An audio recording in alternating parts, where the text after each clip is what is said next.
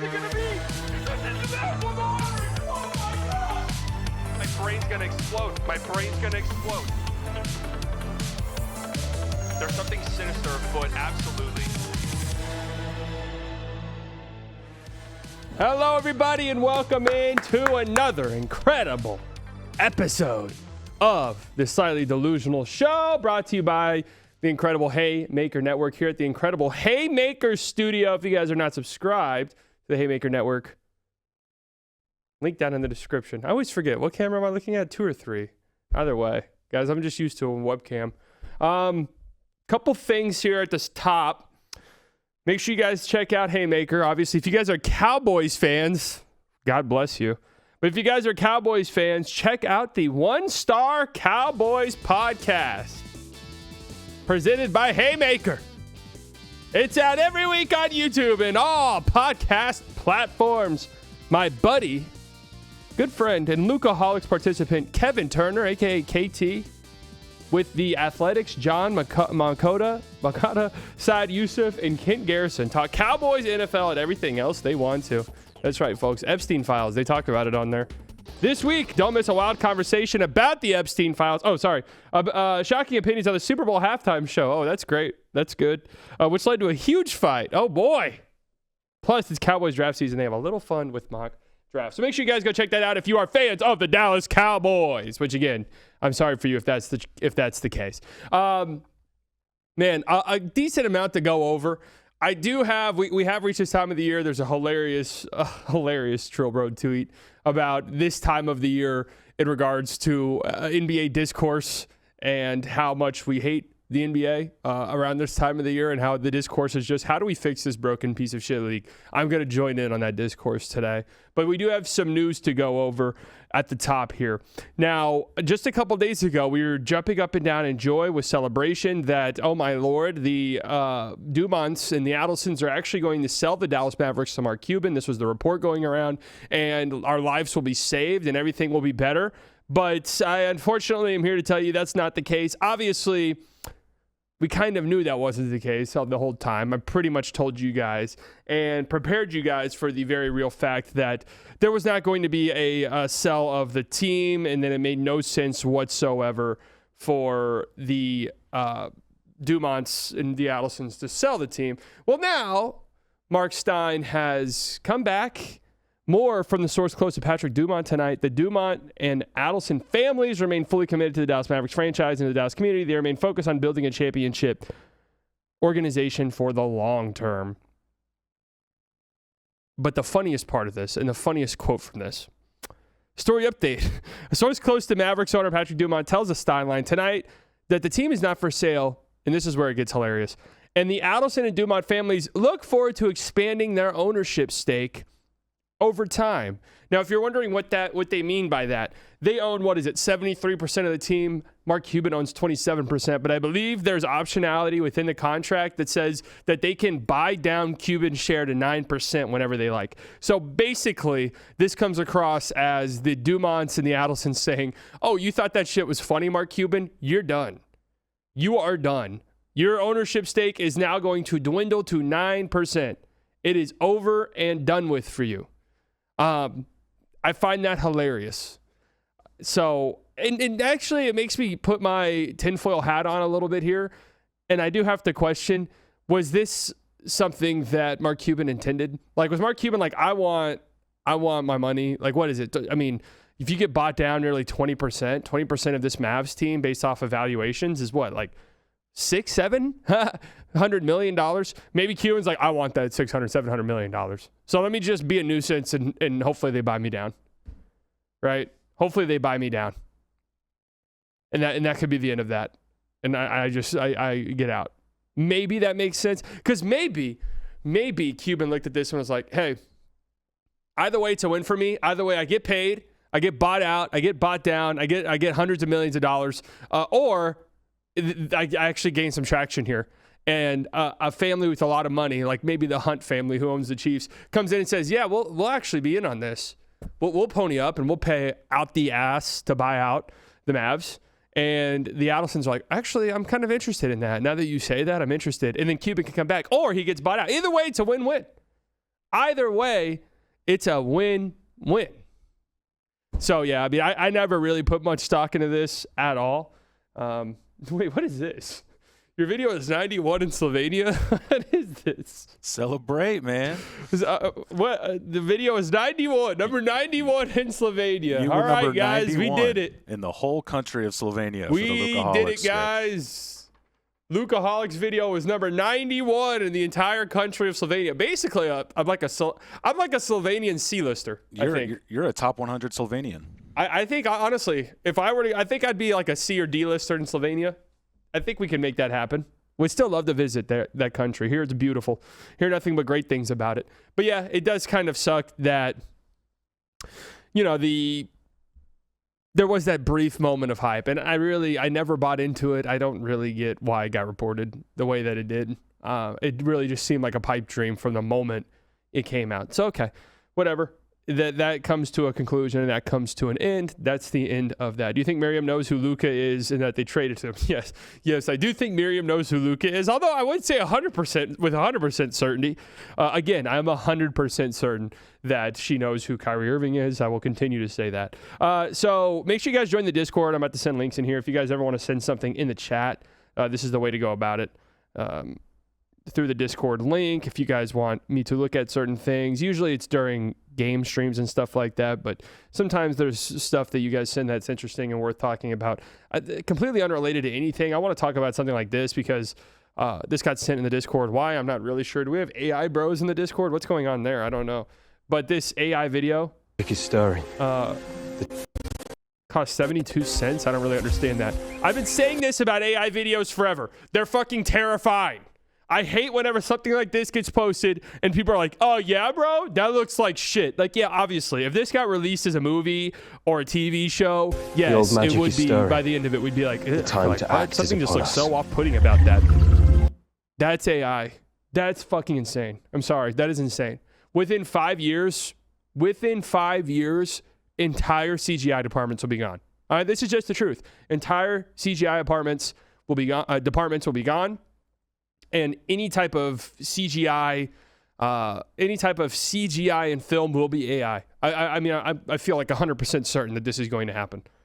So I know it's fun to laugh and joke about it, but this shit's really real. I don't get the point of digging your head in the sand about AI. I don't understand it at all. What's the point? It's happening. It is happening, whether you like it or not. And I don't like it. No one likes it. Nobody likes it. How can you be sure you're not AI? I guess it's impossible to tell. I mean, dude, that looks crazy. It was like 3 or 4 years ago. There was a Will Smith slop spaghetti eating thing. I think there's a new model that got released today or tomorrow, Byte Dance or something that's supposed to ruin our lives. I don't remember. This one is Byte Plus, so maybe that might be what you're talking about. Byte Plus. Byte Plus. C Dance too. I don't know any of these, so whatever.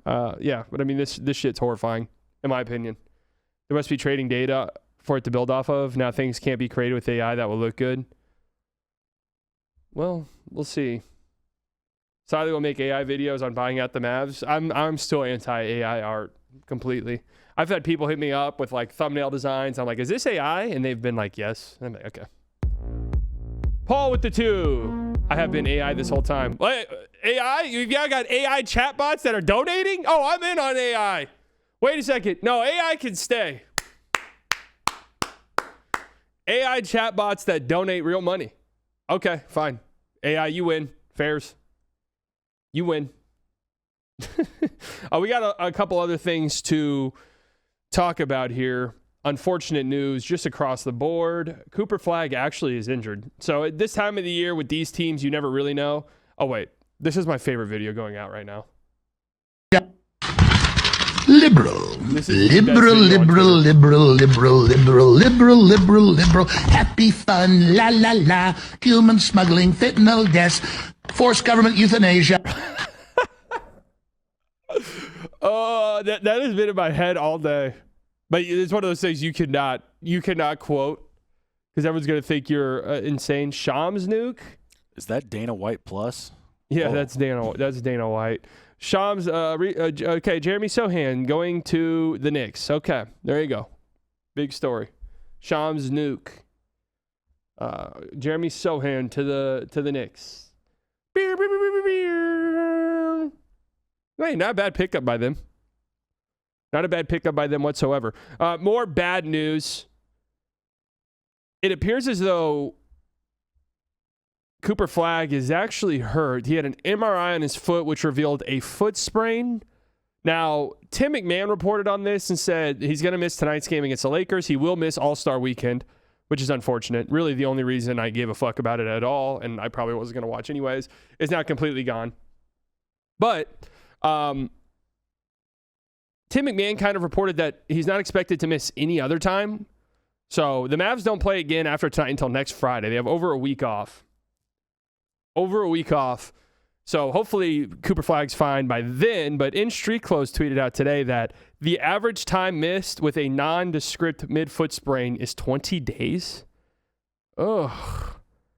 Now, fortunately, most of those days are during the All-Star break. But still, if Cooper Flagg's out like multiple weeks with this, Jesus, that would be absolutely brutal. I guess we'll have to wait and see what this looks like following the All-Star break. We'll get reporting once we get closer to the season kicking back off following the All-Star break. But, man, that would be brutal. I mean, the only reason to watch this team, and I'm just being truthful, the only reason to watch the Dallas Mavericks, and he's currently injured. I actually am curious. I like doing this check-in every now and then. What are the current odds for awards? Because where's our guy Coop at? Does this affect his odds? Shea's now minus 220 for MVP, which is interesting because that's like some of the lowest he's been in quite some time. But who's gaining ground? I guess they're saying because Jokic is back, but Jokic really hasn't been that good since he's come back from injury. You know, Cade at plus 2,000, Luka with his injury plus 2,000. I'm actually a little bit surprised Wemby isn't creeping up a little bit higher because it does seem as though he's probably going to get to 65 games. McMahon said they at least expect him to be healthy after the All-Star. Yeah, I heard that too, but you never know. I mean, you really never, ever know, truthfully. Because Wemby's the overwhelming favorite to win Defensive Player of the Year now at this point, which does go to show they think Wemby's going to play 65 games, which I would say his MVP odds should be higher than this. I think they should be at least the same level as Luka and Cade, if those guys are going to be plus 2,000. It should be low. He's on the best team in basketball with the best supporting cast. Who, Wemby? Or are you talking about Shea? Cooper's minus 750. This was just minus 11,000, I think. So, or 1,100, I guess I should say. So I think the injury stuff did knock him down just a tiny bit. But anyways, our boy's going to win Rookie of the Year, guys. ROY. What did I say? What were the numbers? The numbers where I said I'd wear a Cooper Flagg jersey every day for a month if he hit. It was like 19 points, which he's going to get. He's averaging 20 and a half. He's over the rebounds. I think it was 4.5 assists. That's the hang up right now. Can Cooper Flagg, when he comes back, get up to 4.5 assists? I don't know. It would have to be a pretty substantial. No, we don't round up. It'd have to be a pretty substantial in the assist category to close out the season, which is possible. Guys have to make shots, of course, but it is possible. So that's something to monitor over the next couple of months. Does Rookie of the Year have a 65-game minimum? Honestly, good question. I do not know the answer to that. I don't think so. I think the 65-game minimum only applies to all NBA teams, MVP, and Defensive Player of the Year. I could be wrong about that. I don't think it applies to Rookie of the Year. But I don't know. I mean, I don't think Coop's at any risk of missing that. It doesn't. You don't have to play 65 games for Rookie of the Year. Okay, cool. Yeah, Cam Thomas. How about Cam Thomas? Was that his first game in Milwaukee? Either way, it popped off. Absolutely popped off against the Magic last night. Hilarious player. But Khan can overlap him with Flagg missing time. Yeah. I think Coop's going to win Rookie of the Year by the end of it, when it's all said and done. And they don't seem too concerned about it, which means I'm not too concerned about it. So that's what we got. And then other big news regarding Jaren Jackson Jr. is going to miss the remainder of the season with a knee surgery, which sucks. And obviously everyone's going to point to this for tanking. You know, the Jazz are tanking and shutting them down. Now, from what I understood about this, a localized PVNS growth was discovered post-trade. So this it basically sounds like a benign tumor or something that's growing on his knee that they're getting off of. Apparently it's a tumor, so I'm chill on Jaren Jackson Jr. Yeah, that's apparently what it is, and it can grow and make things worse. So he's going to get surgery on it. I don't think there's too much in the way of like tanking here, unless you want to argue, and I've seen some people say it, that you could get this in the off season and it won't make much of a difference. I don't know, man. Like, what? If there actually is injuries, it makes sense. I'm surprised we haven't heard. I know Anthony Davis isn't expected to play this year, but I'm surprised he's not just getting this hand surgery that he was supposed to get, so. And I understand when I was piling on the Jazz for tanking, I wasn't even really trying to pile on them. I understand it. Tanking is not any individual team's fault, okay? It's not any individual team's fault. What is it, a sleeper notification? Oh, Jeremy Sohan plans to sign with the Knicks. Yeah, you're way behind the times. You're way behind the times, sleeper. It's not anyone in particular's fault, any team's fault. It's just the fact that it exists, right? So I did see somebody, I don't know if they were theorizing or if this was a report, that they knew about this after the trade and knew he was going to need surgery, but Jaren Jackson Jr. wanted to play a little bit with his new team first. I don't know how true that is or what. Sirens going off outside. Don't know if you guys can hear it. Where this studio is located, I mean, there's just a million fucking things going on. It's a miracle. The sound design in here, it's incredible. It's a miracle you guys don't hear construction, yelling, everything going on outside. Frisco, man, it's just every street's under construction. How's that even possible? How is that even possible for every singular street to be under construction? Every single one of them. At once. I had the cops come get intern Dylan. I've had enough. Thank God, man. Thank God. So that's our sort of tactic here. Once the unpaid internships, like there's kind of laws on how long you can have them. Once they come to an end, we just find a reason to arrest you. He started asking the wrong questions. Right. You go to jail. Like, I'm sorry, we're gonna plant drugs on you. That's just what we do here. It's cutthroat. It's it's capitalism, baby. I mean, you can't blame us. Don't hate the player, hate the game. Okay. So, anyways, I want to segue now. So Cooper Flag hurt, whatever. The Nav season's completely done. No point in watching them. I'm just being honest with you. This is the funniest tweet I've seen in quite some time. And it's so true. Friend of the show, Trill Bro dude, been on here. I'm going to have him on here soon. I should have invited him on to talk about this. NBA regular season podcast cycle. October through December. The NBA is back. This is so exciting. I will say last year, when we had the NBA sucks discussion, that was actually in November and December. We had that at the beginning of last season because the ratings numbers were so bad. So that was when we had that conversation then. But yes, the season starts. We're all so excited. Oh, my God. Look at all these young guys. Oh, this team is surprising us. Whoa, this team's not running any pick and rolls. Like, that's a new thing. We always have those conversations. January through February, trade deadline season. That's right. We speculate. Give me every Jonathan Kuminga rumor.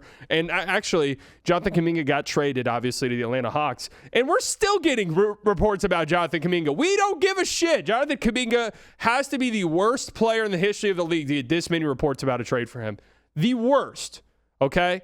So I'm done hearing about it. I don't care that his family stole a sandwich tray. Good for them. What are they going to do? They're going to throw that away. It's food waste. So, in fact, I support the Kumingas family.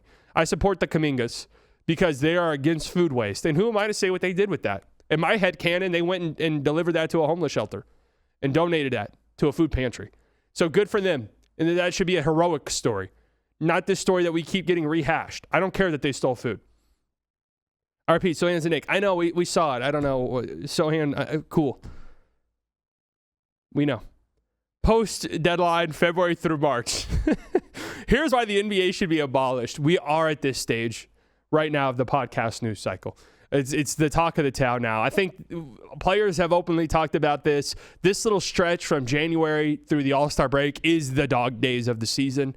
All the preseason, early season hype has completely worn off. You're not like fully geared up for the playoffs just yet, and you're just going one day at a time. And this is where I think, too, there's almost some podcast fatigue. We can only talk about, look how fun and exciting the Hornets are so many times. We can only talk about, whoa, guys, the Heat, look at the pace they play with so many times before you literally run out of topics. So then it's like, wait a second, guys, this league actually fucking sucks. Like, this league's actually terrible. And then April, June, nice playoffs are here. Yes, and I do expect this season's postseason to be incredible. I think it's going to be so great. I think the post-All-Star break is going to be awesome with, these teams that are probably looking at the situation and thinking, oh my God, the league actually is quite open. Like, it really is open. I think it's going to be awesome, and I'm pumped for the playoffs. I think it's going to be fantastic. Winter Olympics ready than NBA. Man, I've been slacking on the Winter Olympics. I told myself I was going to watch it, and I will throw it on in the background from time to time. Winter Olympics, and I'm derailing myself here because I do have a segue here. We actually have a Google PowerPoint, guys. Google PowerPoints are back. I have a Google PowerPoint to go over with you guys. Happy Thursday, Slightly Biased in chat. Thank you. Somebody in the chat earlier said happy birthday, and I don't know if they're under the impression that's my birthday. It's not my birthday. So,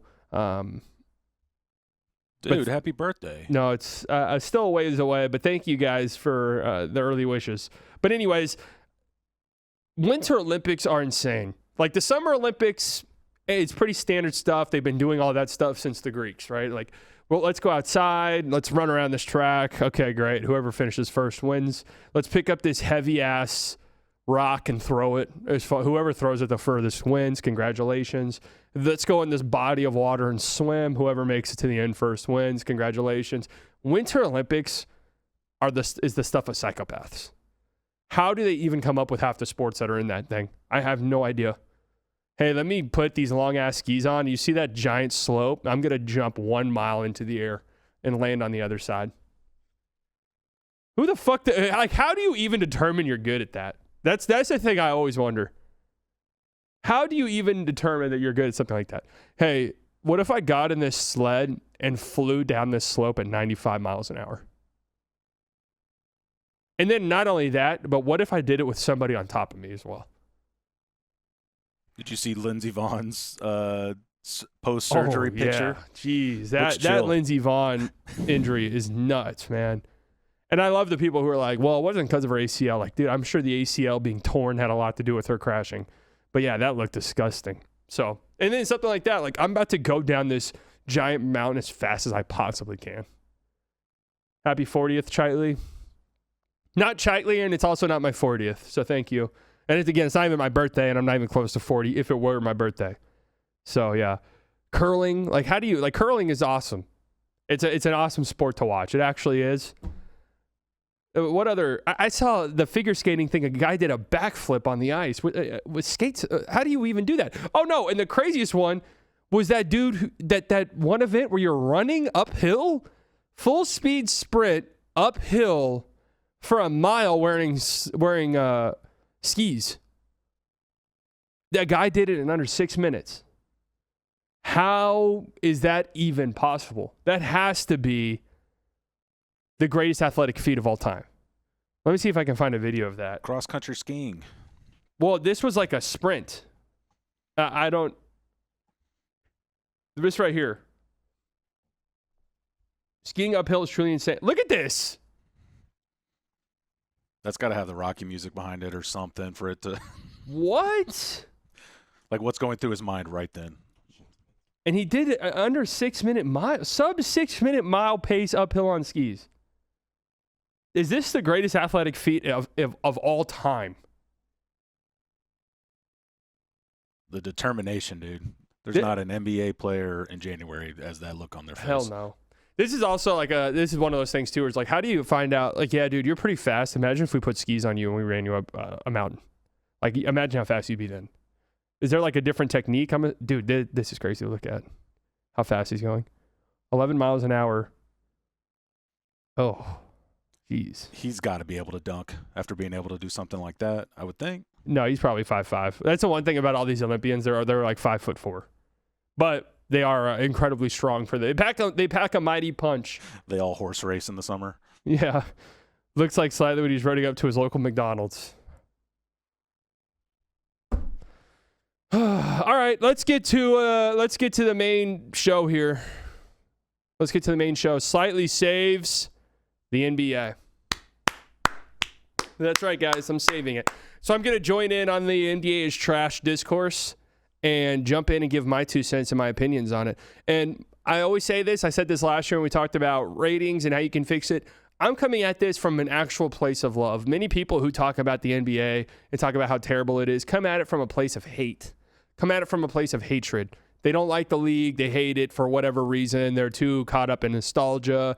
They don't realize that the reason why I don't like the league anymore is just because I've gotten older and I don't have time for it. It's not because the 80s or 90s were better. Whenever you go back and watch those games, they're clearly not better. This is the best on-court product we've ever seen in the history of the league. This is the most talent we've ever had in the history of the league. And when two great teams are playing each other, when you have a great playoff matchup, I don't think there is a professional sport, at least American, that matches up with the NBA.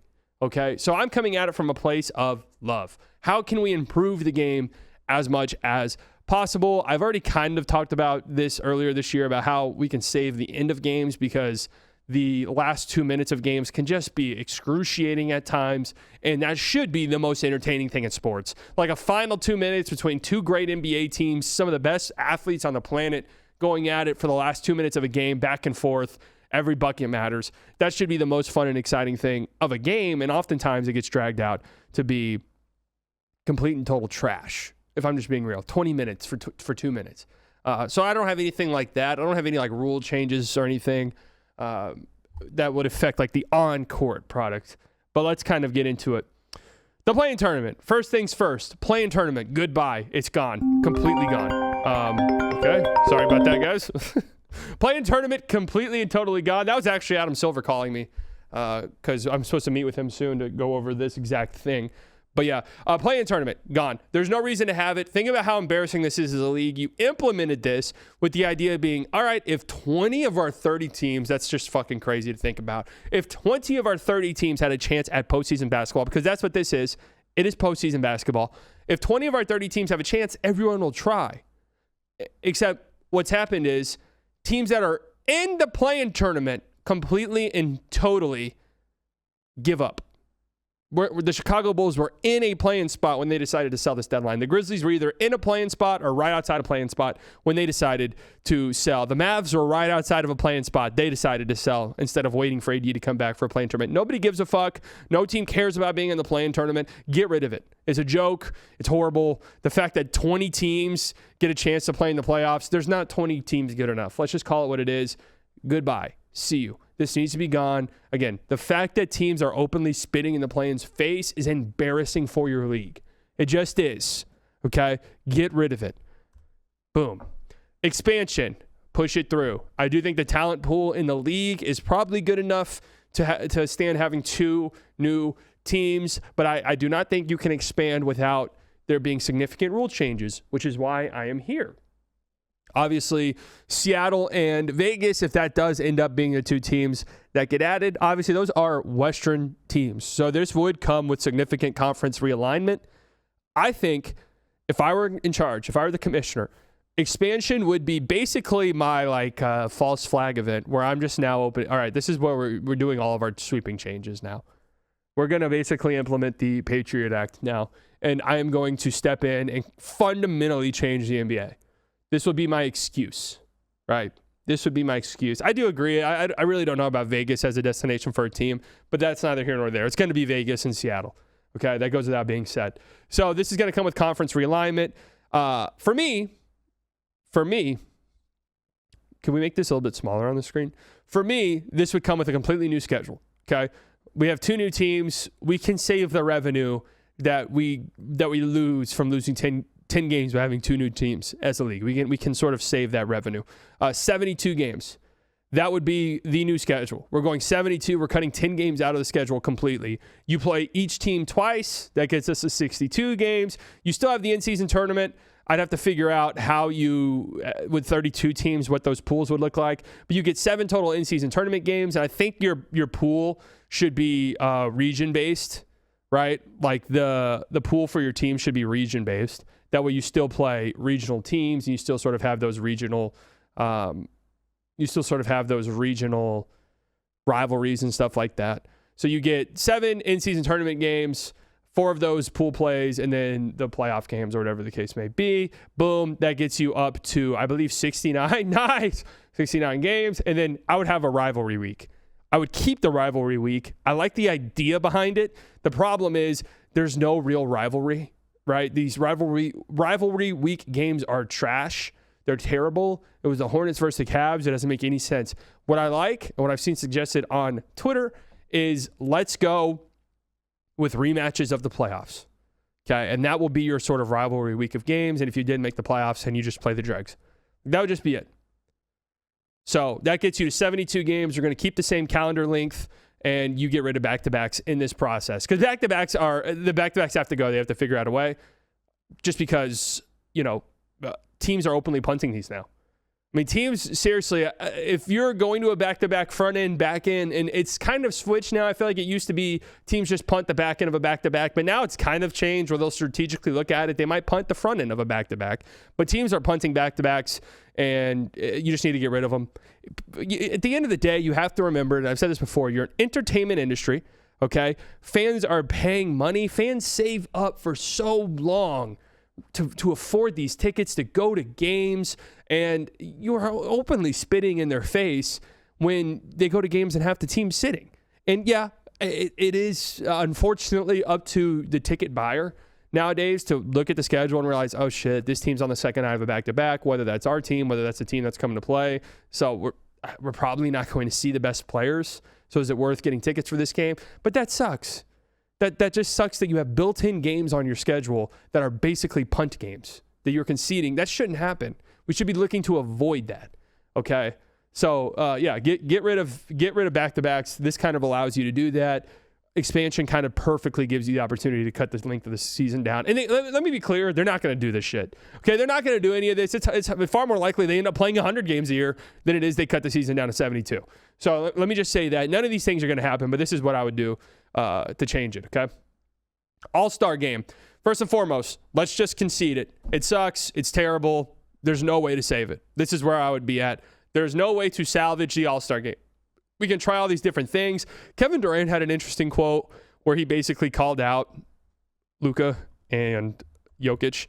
And I got to be real with you, man. He is correct about this. Again, nobody, not to single anyone out, but nobody tries. But KD basically said he can read between the lines. You should ask the Europeans, the world team, if they want to compete. Look at Luka Doncic plus Nikola Jokic. Let's go back and look at what they do at the All-Star game. Is that competition? So I will say I've spoken out. I've spoken out about it. Okay. In fact, this was one of the things that got me absolutely slaughtered by Eastern Europeans and Luka stands, because I took kind of like I forgot which All-Star game it was, but I was like, dude, this is kind of embarrassing. Luka, and again, I'm not singling anybody out here, really. I'm just going off of what Katie said. Nobody really tries in the All-Star game. Okay. I think Luka gives the least amount of effort out of anybody I've ever seen in the All-Star game. Him and Jokic are up there, but Luka is by far, I don't even think he crosses half court most of the plays on offense and defense. I don't know how that's possible, but I don't even think he crosses half court. So I highly doubt that, you get teams bought in this year. I guess we'll see. Nick Wright's idea was that you have white versus black at the All-Star game. Which, yes, obviously they would never in a million years do that. It would be kind of funny, I guess, but I'm still not even convinced that they would care. The thing is I don't even think it's your fault, right? I think we're just societally at a place as a society where these guys look at the All-Star game and realize I stand much more to lose if I go all out in this game and embarrass myself one way or another versus me gaining something by, popping off. Like, no one's really going to remember that. People will remember if I get embarrassed, right? And I don't want to be the team I don't want to be like the try-hard guy. If no one else is trying hard, like the try-hard guy gets made fun of on Twitter, the guy who doesn't try gets made fun of on Twitter, I'm just going to run around. Right? So, yeah, I feel like they should add all-star stats to regular stats. Oh, fuck no. Are you serious? That would be a joke. No way. So I just think you need to almost do what the NFL does, where the NFL has completely conceded the fact that their all-star game sucks and whatever. Like, just, it is what it is. Now, here's what I would do. I would fundamentally change All-Star Weekend. Fundamentally changed it. Instead of it being built around the All-Star game, it would now be built around the in-season tournament final. And that would be my big pushing point. We're still going to have the All-Star game. We're still going to do the dunk contest and all this shit. But I think Friday night, we should have the final of the in-season tournament. We should push it. And then Saturday night, you can do the festivities with the dunk contest, all of this stuff. Sunday night, the All-Star game. But the main focal point of your weekend should be the in-season tournament final. And I'm an in-season tournament believer. I think it's cool. I think it works. I think over the course of time, it'll only continue to get better and more people will care about it. And I think this should be the focal point of your weekend here. Can I ask you something? What? What about a 1v1? 1v1, no one will ever agree to it. And then you have the reality is like Kyrie Irving will win a 1v1 tournament almost every year. Yeah, and I agree with you that no one's going to ever do it. I think that's the only way you motivate those guys to do something, because at some point, loafing out there while someone's dunking on you, like they're going to get competitive automatically. But yeah, I agree. No one's going to do it, but I think that's the only way you save it. It goes back to people would just be so scared of getting embarrassed that there's no point in them even trying it. Like they donate a sum of money to charity. Don't they already do that? There's no way. I don't think they're saving the All-Star game. I think all of this conversation is just a waste of time. I don't think there's any point. There's no saving it. None at all. I highly doubt. And I think the 1 year in recent memory where it was good, everyone kind of thought it was the Elam ending, but I think really what it was, and you know, I could be wrong about this, but it was right after Kobe died. And I think there was like a sense of pride there amongst all of these guys that they wanted to, you know, show out at the All-Star game in his honor. That's the last time it was somewhat good. And it's been terrible. I like the World Series of Poker idea where they have a huge stack of cash on the sideline and the winners get to grab it and shove it in their face. Okay? Have the worst NBA players play against the All-Star team. Oh, there's just no fixing it. So just concede it, whatever. We know our All-Star game's a joke. It's here. It's really become, and they've openly made it clear this year with like, yeah, we have 250 influencers here. Like it's become just an influencing thing, a networking thing, and for children, where it's just like, oh, your favorite player, please God, little Johnny, go ask your dad for, please little Johnny, go ask your dad for a Karl Anthony Towns All-Star game jersey. Please go and ask for this. We need to sell these. Like that's pretty much what it is. Yeah, we need more Drewski. That much is true as well. So anyways, I highly doubt anything will change here, to be honest with you. So I think you should restructure the weekend, have it be focused on the in-season tournament final. That should be the focus. And maybe you do the fun events on Friday night with the dunk contest, and then the in-season tournament final is on a Saturday night, and then the All-Star game is on Sunday night. I think they should do that. We should kill one NBA legend every year. No, that's not what I'm saying. That's not, as a commissioner, I'd be cutthroat, but I would not rule with that much of an iron fist. Okay? Now we're being innovative. I like this. Yeah, that is innovative, though. I'm actually promoting you within the league office because I like that idea, but we can't do that. There's a lot of legal things. SpongeBob, yeah, maybe. All right, next, playoffs. So here's where my reign as commissioner would really take off. We've talked about expansion. Sounds like you're adding 2 West Coast teams. Realignment. I would say fuck realignment. Conferences are done.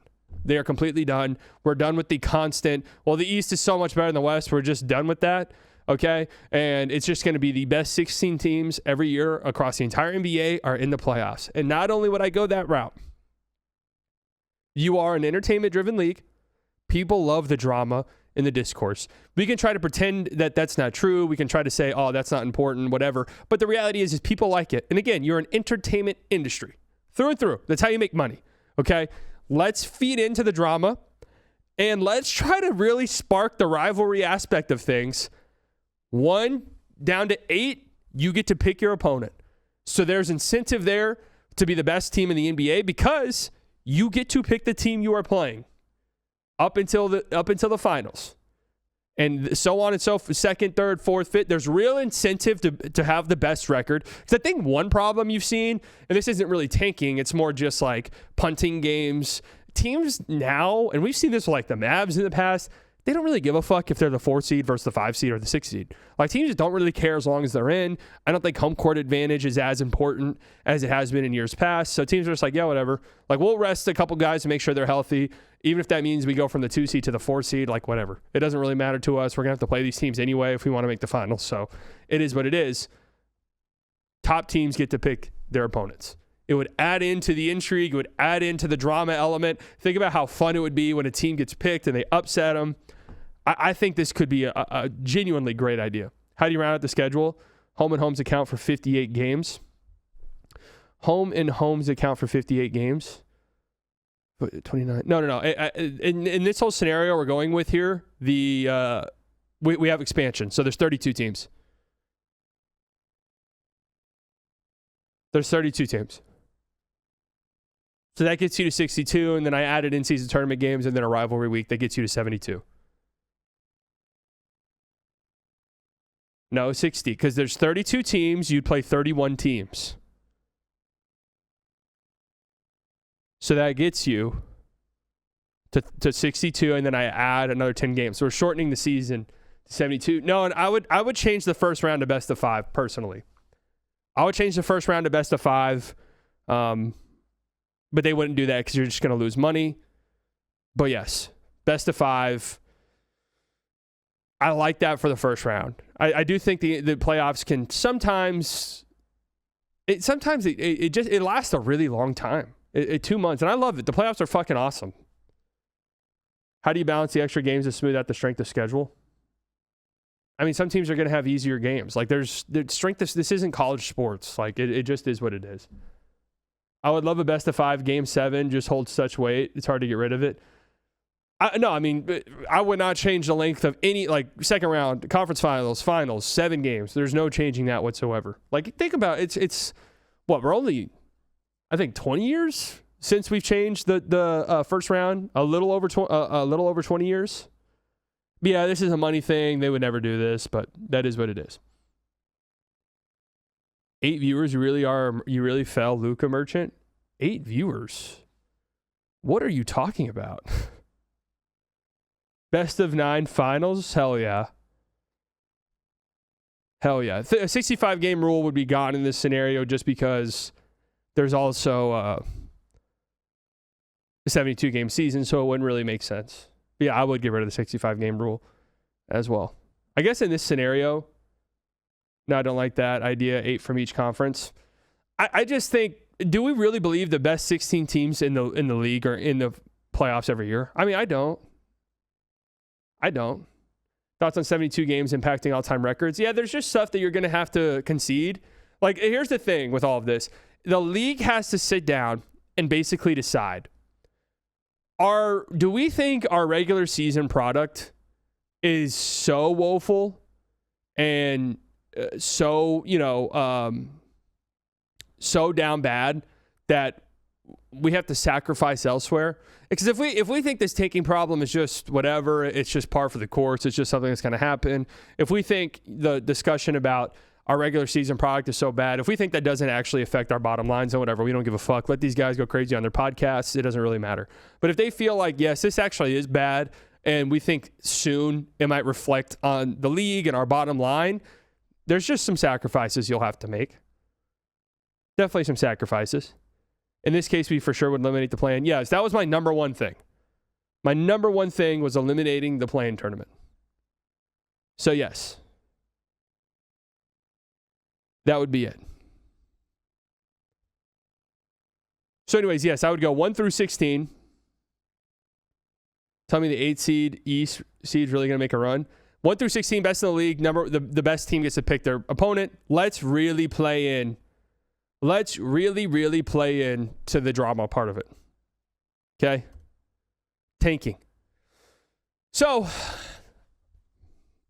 this has been the topic of conversation this year. Last year it was ratings. This year it's tanking. Look, tanking exists. It exists in certain ways in every sport that has a draft, and some more than others. I cannot speak for hockey. Any hockey heads in the chat, let me know. Is tanking a thing in hockey? Do teams openly tank? I really don't know. Basketball, it is the worst, I would say, for a couple of different reasons. So how did the play-in work? The play-in was the first thing I eliminated. Anyways, not really a thing in hockey. The reason why tanking is so bad in basketball is because top-end talent matters more in basketball than in any other sport. And obviously you have like quarterbacks in the NFL and stuff. But in basketball, go through the history of the league, it is pretty much impossible, or next to impossible, I guess I should say, because it has happened, but next to impossible to win an NBA championship without a top 5 player. And your best chance at getting one of those guys is to have a high pick in the draft. Now, what's kind of ironic about all of this with tanking and getting the highest pick? How do bad teams never have a chance because they don't get high picks? You go through the recent history of the league and the champions, 2020, the Lakers, they bought their team. That's the Lakers. Obviously, LeBron wasn't drafted there. AD wasn't drafted there. Both number one overall picks, but not drafted by that team. The Bucks in 2021, Giannis, mid-first round pick? The Warriors 2022, Steph, Draymond, Clay, none of these guys were top picks. Okay, they just built their team really well. And funny enough, that Warriors team, all of their high-end picks that they've had recently, all busted, all complete and total flops, right? Nuggets, Jokic, second-round pick. Celtics, Tatum and Jaylen Brown, top picks. Neither of them were their picks. So it is possible to win without tanking, right? To win without tanking. But teams realize the best way for us to get good is by having our stabs at these top end talents. Like, let's just be real. So because of that, tanking exists. If you are strongly anti-tanking, if you're somebody like, this is the worst thing in the league, the fact that there's now something like 10 teams across the entire association that will be basically punting literally taking their ass off for half the year almost. Pre-All-Star break, we have blatant tanking. We have to fix this. This is the number one problem. And you think that you can fix that by doing anything other than abolishing the draft, you're incorrect. And you're not really anti-tanking. That's what I'll say. Okay? You're like an establishment Democrat. Deep down, you know what you need to do. But you're just too pussy to do it. And that's just the truth. Flattening the odds, getting this odd, getting that odd, changing it to this, there will always be tanking. It will always lead to tanking. I've seen that. Well, what if the ninth seed? So if you miss the playoffs, you're the ninth seed. That team has the highest odds. Congratulations. 6th, 7th, 8th seeds in the playoffs will be actively trying to lose games. Why on earth would I want to be the 8th seed to go and lose in 4 games to the Oklahoma City Thunder when I could be the 9th seed and have the best chance at making the NBA, winning the NBA lottery? What if we just flatten the odds? If you don't make the playoffs, everybody has the same chance to get the first overall pick, so there's no real reason to really bottom out. Congratulations. Again, if I'm the 8th seed, I'm looking at the situation and saying, oh, I either get to get blasted by the Thunder in round 1, or I get the same percentage chance as everyone else. They draft, Darren Peterson. Congratulations. You just now actually made tanking more embarrassing for the league, because now it's actual decent teams who are deciding to shut it down at the end of the year. Every situation leads back to tanking. Teams will always take advantage of any incentivization to lose games. This is just the truth. Now, maybe you just say, hey, this just is what it is. It's going to happen. We've tried. Everybody, it's funny because all of the anti-tank people who are and what they've done in recent years, this was their attempt to get rid of tanking.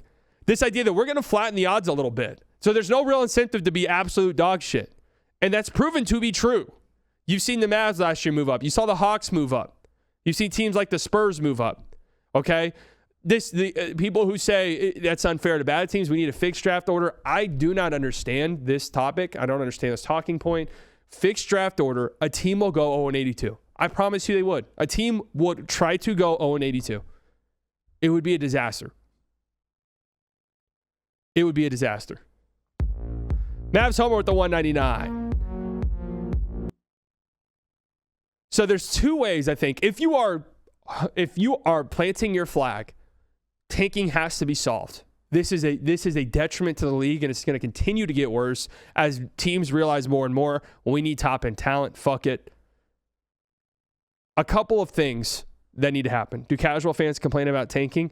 Well, I think casual fans will just straight up not watch any tanking team. So you just kind of concede whatever teams are bad. There's teams that certain fans won't watch. That's, as a league, you just kind of have to concede that, right? But yes, I casual fans absolutely do. Absolutely do complain about tanking. What's wrong with tanking? I don't mind my team prioritizing the draft. Yeah, I mean, again, as long as these rules exist, teams will tank. And you're not singling out any of these teams. It's a smart thing to do. And there will always be bad teams. There will be teams that's just we're prioritizing our youth, and we understand that means we're going to lose games. That will always exist no matter what your lottery rules are. But again, I think people are pushing back, and what's upsetting people is that teams are just openly trying to lose. Okay, it's one thing to be like, yeah, we're going to play our young guys, and if we win, we win. If we lose, we lose. But whenever you have teams that are resting entire players for fourth quarters, that's when fans are like, dude, what the fuck? This sucks. And right? It's the amount of the league too, right? That's 100% true. It's this year is especially bad because the sheer volume of teams that are doing it. But really, the big culprit this year is the fact that pick protections exist. So I could see the argument of like, hey, get rid of pick protections because you see teams like the Jazz who are like, yeah, we have to lose games because losing this pick will be horribly detrimental to our rebuild. Horribly detrimental. So I understand why they're doing it. Again, the Mavs a couple years ago, I understood why they were doing it, and I defended them because they tanked the last 2 games of the season, even though they were in a position to make the play-in tournament. They tanked the last 2 games of the season because if they lost their pick, that would have really fucking sucked and made it really difficult to continue to build around Luka. And so they traded away a chance at the play-in tournament, which they wouldn't have gotten in anyways, but they traded away a chance at that to get the 10th pick in the draft. Right? So if you couldn't use trade picks, would we have less tanking? Getting rid of pick protections would probably help. My one thing against that is then I really wonder what the trade market would look like. Like, would that kill the trade market? Would we just see way less trades because teams would just be horrified of trading their picks without protections? That would be my question. Really, it's just time for academies. NBA teams have affiliate academies in their areas. They can provide kids good skill education. Probably hurts AAU's grip in youth basketball. Do it. Yeah, but wouldn't this, and I don't know how this works in like European football and stuff like that, wouldn't this heavily favor highly populated areas? Like if you're a small market, not only would you be, a small market, the problems that come with that, but like I just have like 3 million less people. Like I just have 3 million less people than New York. I got 3 million less kids to choose from than LA. Right? Right. Memphis, I've got like my pool is like 20% the size of like Dallas's. That would be my pushback against that, but I don't know how it works in football. I don't know how it works in the European sports. So anyways, if you are a big anti-tank person, there's only 2 ways: completely flatten odds. And I don't mean for lottery teams. I mean every team. Every team in the league gets the same percentage chance, and it's just completely random. Draft order is just totally randomized. There's no reason to be bad. This, I think, would just be terrible because you'd have teams that just get fucked 3 years in a row and are just terrible for an entire decade with no real way out of it. But it would, teams would have to really prioritize their draft and scouting department. Teams would have to really prioritize their developmental staff, which I think would lead to smarter front offices, 1. And 2, it would make the trade market a little bit more interesting. I'm actually really interested in what the trade market would look like because every pick is the same. So would that mean picks are more valuable or are they less valuable now? I don't know. The rigged allegations would go crazy. Absolutely. Or you could just abolish the draft, which is something that I'm actually warming up to more and more as I think the talent pool is just growing and growing and growing and the spots become more limited. You are a salary cap league. So the idea of abolishing the draft, that always gets compared to European football, which is not a salary cap league. So it would be different in that regard. But also, people say, look at these European soccer leagues, these football leagues, there's so little parity. It's just completely different, their systems and, their pyramid format that they have for their leagues. In some of these places like England, there's like, hundreds of professional football teams, right? And they're all kind of competing for the top spot. You'd probably have to compare it more to like the Champions League because those are truthfully your best teams. And that would be more the comp to it. But I don't know. I've thought about this and I really would want to sit down and like really kind of flesh out what this could look like, talk to somebody much more intelligent than I am about it. But I think there's ways you could go about it where it's you set a rookie spending pool every year. And to help out some of these teams that are struggling, yes, if the worse your record is, the more money you have to spend. Maybe it's not a huge amount to like really incentivize losing, but it's enough to help out teams that aren't doing well. And I would set a rookie contract max. Like you couldn't just pay these guys $100 million. Like you set a rookie contract max. This is the most you can give a rookie, right? And maybe you would have to cap that as a team can only do that a certain number of times in like a 5-year window. So I don't know. Like maybe you could do it 2 or 3 times in a 5-year window. So you'd have to be kind of strategic and okay, we want to max this guy, right? But any incentive to lose will lead to tanking, right? So you would have to do it to where yes, we'll help. It's more of like we'll help out bad teams, but the incentive isn't that strong. Right now with draft odds, there is a massive incentive to lose games. That's just the truth. Okay. Don't mess with the 5. Hey, Si, I missed the last 30 minutes due to a meeting I had to attend. Can you give me the quick summary of what I missed? Love the new 77 shirt. We're fixing the NBA. That's pretty much it. And then I think that, because I've seen like people say trades will be completely gone. I think you could maybe make it to where you can trade rookie spending pool money. Something like that. So I think there's a way that you could frame it. Now, they would never, ever do this. So this is just kind of irrelevant pointless to even discuss. They would never in a million years do it. Well, I'd say never say never, because we could reach a point where they do it if, the league continues to grow and maybe this European venture works out really well for them. And now they're just kind of like, okay, we can get rid of the draft and do kind of like an academy-based thing. Make it like a college career fair and broadcast it to make more money. No, you would do like a signing day. So draft day would tune into signing day, and you tune in, and these players are telling you what team they picked. So some of the common pushbacks against this, which I understand, is goodbye small market teams. These big market teams would just dominate the market and would just corner every single rookie. I actually disagree with this. I do not think that would be the case for a couple of different reasons. One, again, you would have to scale it to where certain teams have more money to spend than others, and I guess that could incentivize losing. Again, I'd have it to where you could only give a max rookie contract a certain number of times over a 5-year window, but outside of that, 5 players play on the court at any given time. We've seen this before. We've seen somebody like Alex Sarr pretty much demand to go to the Wizards of all teams because he felt like that was the best for his fit and his development. These guys, especially if you continue to have like these these guys are playing for big paydays. They have a better chance at going to a team that, yeah, maybe they're not as good, maybe they're a small market, but this team's offering me, the most money or as much as everyone else, but I'm getting this opportunity to start right away. I'm getting this opportunity to be the lead ball handler. I'm getting this opportunity for this to be my team. Would I rather that or be the 8th guy on the Lakers? So I think like that gets completely overblown. I don't think that would happen at all. Like I really disagree with that. Now, I do think that those teams would do really well with like the role guys, the really strong like 3-and-D bench guys who kind of know if they have smart agents will tell them like, this is your role in the league. Go out there and shoot open threes and play defense. This completely gets rid of the rebuilding process. Every team will be organic and filled with mercs who haven't developed together. Well, how do you feel that way? Because these guys would still sign like rookie deals.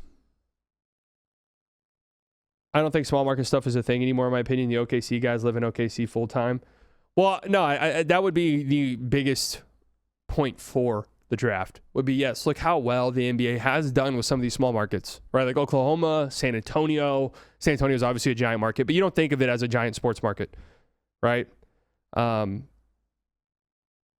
then again, my pushback against like tanking is the only way to survive without the draft is like, look at the top picks for the Thunder. Like, yes, Chet saved their franchise. Chet turned their franchise around. Not saved their franchise, but them getting Chet dramatically changed things for them.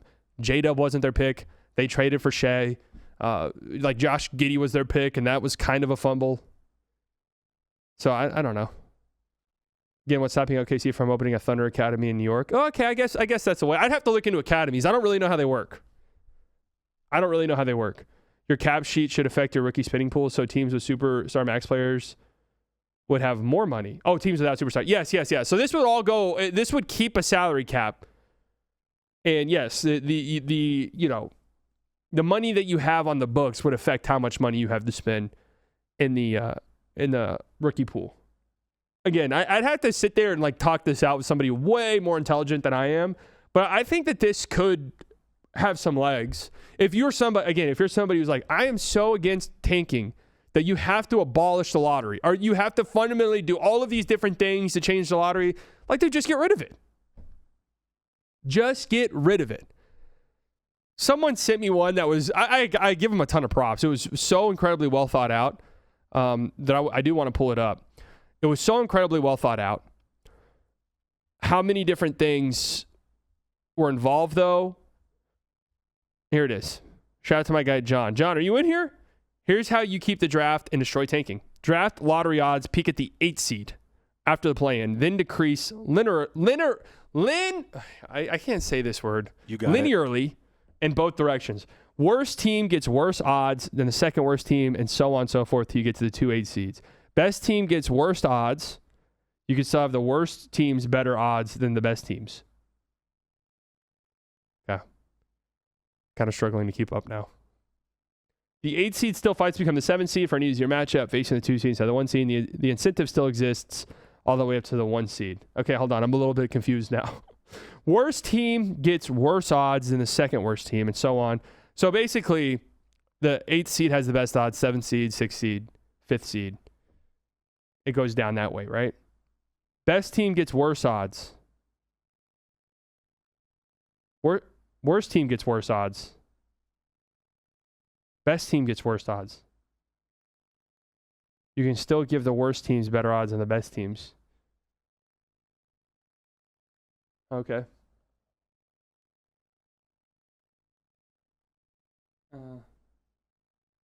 Yeah, I think a picture could help here. This is a picture needed show. Yes, this is. We're trying our hardest, guys. Someone put in the chat earlier have you heard of this professional women's hockey league? I know your answer's no. The way they're doing it, this innovative way. No, what is it? They're doing a point system. So they're doing draft order points. So once you're eliminated from the playoffs and you're awarded points based on wins. So you get 3 points, which increases your odds. So the lottery's kind of reversed in that matter. Okay. I've seen the idea of this, a similar idea. Here would be my pushback. And again, I'm telling you, this would happen. Teams would then tank so hard for the first 3 or 4 months of the season until they want to be, think about this. In this scenario, you want to be the first team eliminated from the playoffs because this gives you more time than anyone else to rank up those points. I'm telling you guys, if as long as this like lottery and stuff exists, tanking will exist. It'll happen. Throw me any scenario and I'll throw you, yep, this is how you take. Like in this scenario, I'm thinking, if I'm the 7th seed, I'm probably going to lose to the first round of the 2nd seed. I want to tank to be the 8th seed. I want to tank to be the 8th seed.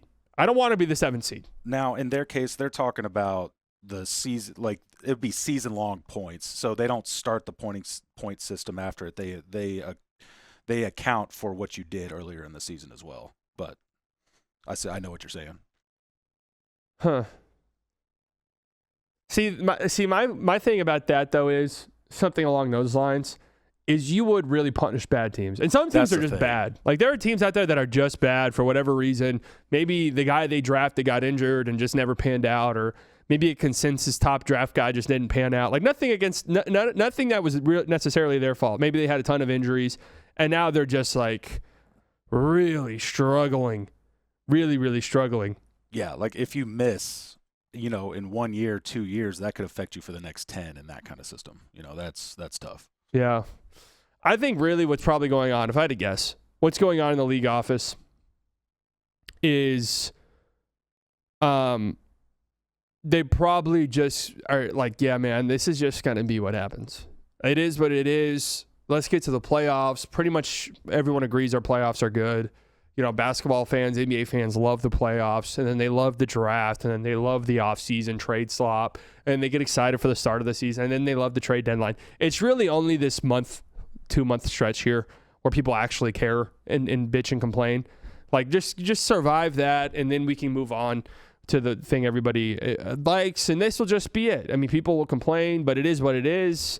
There's no real way. We've tried to combat this. To the league's credit, they have tried. The play-in tournament was an attempt on their end to try and incentivize winning, even for teams that usually wouldn't have a chance at a playoff spot. The in-season tournament was an attempt to make regular season games mean a little bit more. The 65-game rule, that's an attempt to get these guys to play more games, right? But the reality is teams just realize, I don't give a fuck about any of that, man. I want 12% chance and then I'm one pick. Like, I don't give a fuck about the play-in tournament. I don't care about any of that shit. Cool Trainer Pat with the $2. Rig the lottery so ethically bad teams win it. I mean, I saw like one of Bill Simmons' things was you need to have sort of like a committee that punishes teams. Good luck with that. That would be a shit show. I mean, that would be a complete shit show. Because, can you imagine how horrible that would be? I hate that idea because schedule matters too much and early tanking, of course. Yeah, again, I just feel as though no matter what, you're going to have tanking. No matter what, man. The 8th place having the best odds idea must have been written by a Bulls fan. Baby, we did it again, guys. Yes. Thank God. I like that. Thank God we called it the Bulls rule. Mavs homer with the 199. Missed playoffs, first round exits, flat lottery 1 through 22. So my pushback against that. Teams are honest with themselves. Teams know if you're an 8 seed, you know you're almost certainly not making a deep run.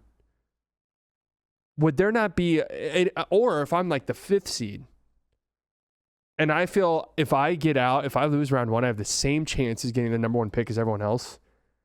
I think you run a dangerous risk there.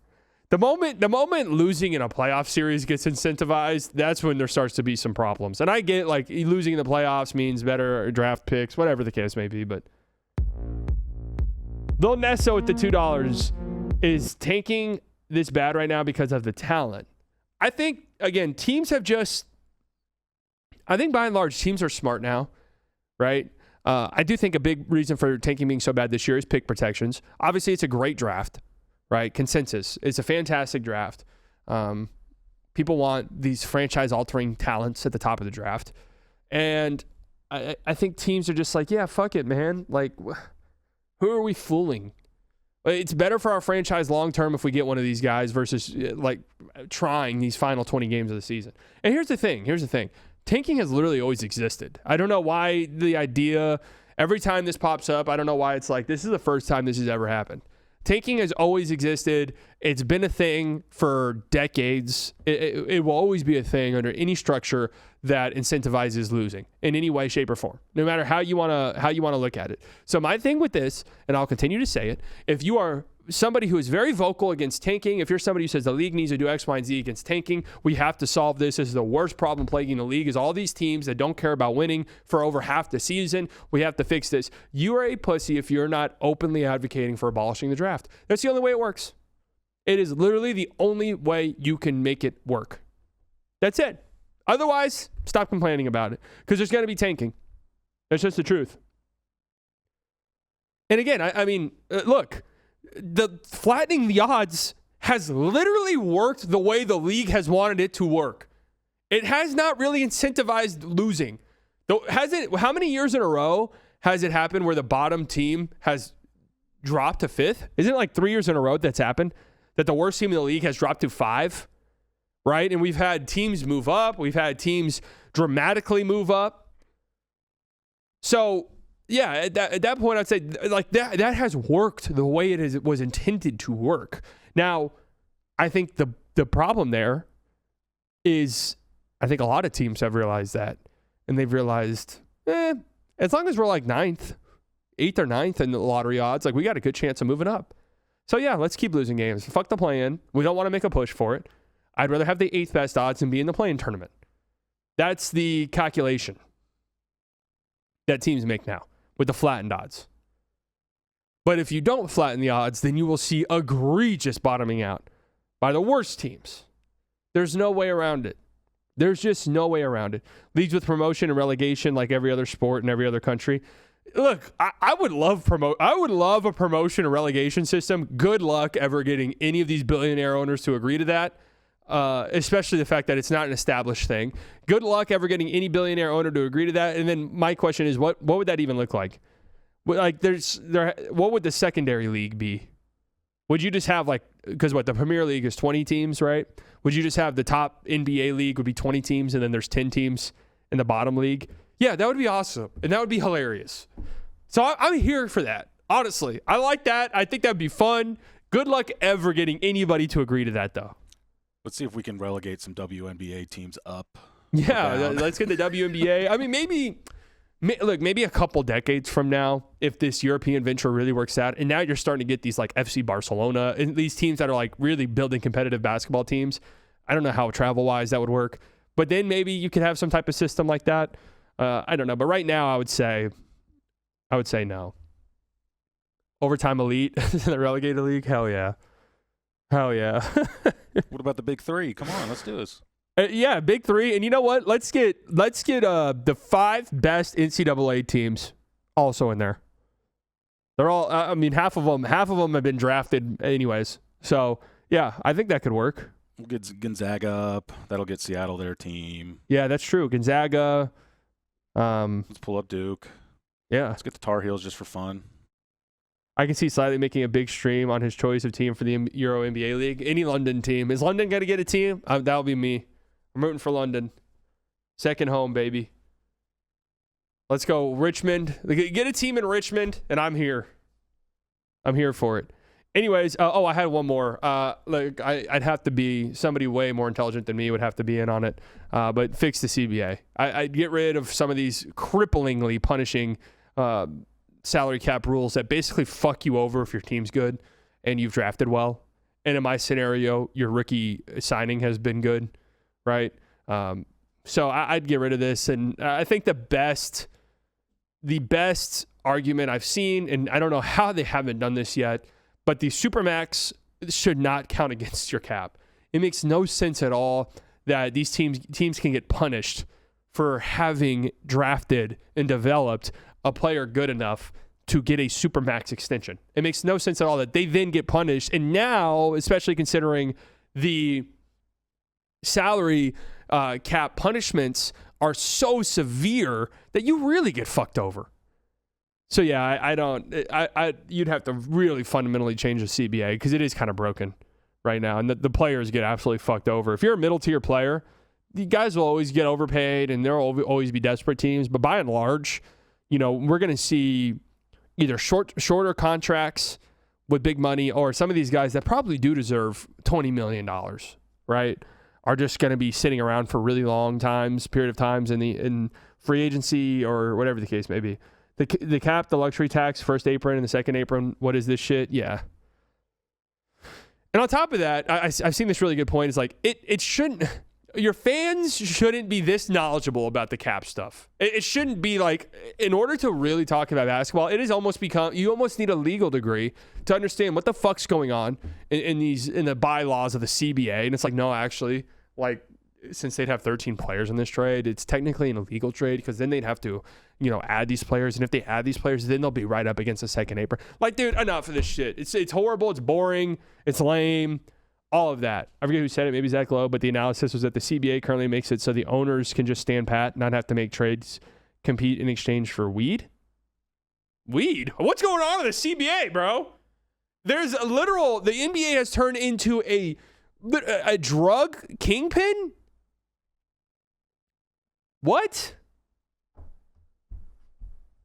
The NBA is trafficking drugs? Balmer planting trees as we speak? Yeah. So anyways, these would be my suggestions. If you guys want radical change, let's go that route. If we're gonna cry about the draft lottery and tanking every year, then stop pussyfooting around it. Get rid of the draft. Oh no, dude. Because it scares me. Exactly. Oh, the idea. Well, I'm so scared. I know you are. Okay. Tanking will exist no matter what. That's just the reality. Let teams split salary between each other when doing trades. Yes, they should do that too. I agree. That's something they should do. Slightly opening up a dispensary in Dallas confirmed. Having Coop show up at the grand opening. Not true. Don't do Coop like that. Coop is a clean soul. Okay? Let's not tank Cooper Flag. He's just a 19-year-old baby. He doesn't know any better. Look at what Coop's doing. You want to know what I was doing when I was 19 years old? I can't even say it. I think Double Jeopardy doesn't exist in that way. I can't say. what I was doing when I was 19 years old. You have the forum. You can implicate yourself right now if you'd like. No, I'm cool. Okay. I'm good. I'm going to be like Pam Bondi. Just make a fool of myself. You need to be more aggressive and more, I think you need to be more flamboyant. Yeah, I need to get, my opposition research wasn't good enough for all my chatters. We should all take her advice and flip our hair more. Just yell at the Dow is 50K. Yeah. Lil Nesso, slightly touching his rookie wall at 19, like all of us in our teen years. Lil Nesso, the Dow Jones is 50K, buddy. So don't stop talking about my teen years. The Dow Jones is at 50K. Don't know if you saw that or not. But that we should be talking about that. We should be talking about that. All right, line them up. Why are we not talking about that? Why are we not talking about some random murderer that's actually got in prison and convicted? Sorry, now that you're changing everything, can you implement hockey subs in? Oh, yeah, I mean, I didn't talk about any, like, in-game rule changes. Hockey subs, I'd be interested in. I'd be interested in seeing how it works in, like, another setting. But I don't think that would work ultimately, but I am interested in seeing like another league try it out just so I can watch it for a game or two. Is there a league that does that? It would be a shit show, but it would be like you'd have defense and offensive subs. Yeah, dude, you'd have 5 going in and 5 going out all at once. Yeah, I mean, that would be kind of crazy. But yeah, Steph never playing defense? No. You would have it where guys would be on the sideline. All right, boom, we miss a shot. All right, come off. Go, go, go. Like, it would be a complete and total shit show. But it would be kind of fun. No, some of the in-game rule changes, mine's mainly set. All of this, the big one that gets tossed around is teams should get to choose their dimensions, right? Who is it that said that? Was that Kingsbury? I don't remember who said it. But Cliff Kingsbury. But no, every team gets to change their dimensions on their hockey court. A hockey court. Jesus Christ, we need to end the stream. Are you okay? On their basketball court. It's interesting, kind of an interesting concept. Joshua with the 2, hockey subs all-star game because who cares? See, in my mind, hockey subs would be incredibly tiring. Would they not be? Just constantly cycling in and out? So there's no way they would do that at the all-star game. But I'd like to see maybe a G League game where they try that out. Could be kind of interesting. I struggle to see how it would work. But yeah, I've seen each team kind of gets to decide their own dimensions. That would be interesting. Hoop height? The way I've seen it is it's like 3-point line. You can decide how deep it goes. You can decide whether or not you even want one. I don't know if you could do hoop height. That seems like that'd be a little too fundamentally changing. Oh, I thought we were going for all of them. Yeah, I mean, hey, we'd have to listen to all of them. Another Shams report? What could this possibly be? We have to head to Houston for the 8-foot goals they put up. That would be crazy. Detroit Pistons. Oh, whoa! Hey! Cade Cunningham has purchased a minority ownership stake in the Texas Rangers. All right. Cade really is, man. I think, wait, can I tell you guys who on my way here I was thinking about? And you guys will want to shoot me. And I'm just going to be real. You guys want to kill me after I say this. And I'm actually scared of my life if I say this. Scared for my life if I say this. On my way here, I was driving and I thought to myself, man, I really miss watching this guy play. And I'm not going to say who it was because you guys will want to kill me. But I was like, man, I miss his hoops. Like I do. I miss watching him. Any guesses on who it is? Like, I genuinely miss watching him play. I don't know. Cade just signed a contract. D'Lo. Are you out of your mind? Dort. No, but close. No, guys, don't think Mavs. Like, I'm so done. I don't give a fuck about the Mavs. I just have to be honest with you. Okay, I'm gonna just be real. Like, I don't care about them currently. No, Jesus Christ, guys. Shea. I'm talking about Shea. I was like, man, I miss watching Shea play. I like his game. But anyways, outside of Shea, who's my favorite non-Mav, I think Cade is shot up. I think he's number 2. Love watching him play. And I mean, how can you not support a Dallas guy? Again, not Arlington. Dallas guy. How can you not Love the guy. He's also one of the funniest players in the league. I miss Jimmy Butler hoops. Honestly, though, Jimmy Butler was hooping before he got hurt. So, moved to OKC already? No, thanks. OKC is really not as bad as I thought it would be, but just no thanks. I don't want to live in Oklahoma. It's cheaper. Yeah, I mean, I guess. But there's a reason it's cheaper, okay? There's a reason. I love how he showed Dirk love on the Amazon broadcast. Yeah, man. I love it. Is Arlington Dallas these days? No. It's its own fucking world, basically. It's its own planet. I feel like gravity's even different there. It's hard to explain. Anyways, thank you guys for coming out. Fun show today. Next week, I don't know the schedule just yet, just because All-Star break and, there might not be a show. I don't know. But there also might be. I don't know, guys. That's the thing. I don't know. I promise you guys, I am working on trying to get the free throw stream happening. It's a little bit more difficult than I thought it would be to find a fucking gym to do it. Okay? But, yeah, tonight is the last night of hoops, real hoops, for about a week. So, the second half of the season, the second half, it's not really the half, but post All-Star break, I think is going to be nuts. I think it's going to be so much fun. I'm so excited for the playoffs this year. So excited. Part of me, obviously, like, you want your team to be in it, but part of me, there is that it's so little stress when your team's not in the playoffs and you can just really sit back and enjoy it and watch it. Who you got, USA or World? Don't care at all. USA, sure. Well, when does hockey start? When does Team USA play their first hockey game? This weekend, I think. All right. We will be tuned in for that. Let's go. This is the one thing. For some reason, hockey and soccer are the two sports where I feel very patriotic whenever I watch. USA, USA, USA. Every other international sport, I'm like, oh, yeah, it would be kind of cool if Serbia beat Team USA in this game. Oh, it'd be kind of cool if a Wemby popped off and France won. I found myself thinking that. But hockey, USA, let's go. We need to drone bomb any country that beats us. And same thing with soccer, right? I mean, we have the FIFA International Peace Prize winner. Don't we own them if we win, though, right? Yes. NATO gets dissolved if we lose to a European. I actually saw this. If this is a new rule passed by FIFA, if the United States loses to a NATO team or an EU team, immediately those things get completely and totally dissolved, and America can legally invade that country. I think they become automatic East Carolina. Oh, USA Hockey's on right now. Okay. Well, don't spoil it, guys. Oh, they are. They're playing right now. They're playing Latvia. Davis Bertans. Davis Bertans. Is he in attendance? Okay. There you go. So what's the deal with the hockey? Do people think are we favorites? What's it looking like? Canada's favorites, but is it going to be USA versus Canada, or is there another team we need to look out for? Hopes. Russia, Switzerland won 4-0 against France. Are they dogs? I bet so. Canada won 5-0 against Czechia. Okay. No Russia, no problem. Oh, yeah, that's right. Russia's not in it. Not allowed. Rightfully so.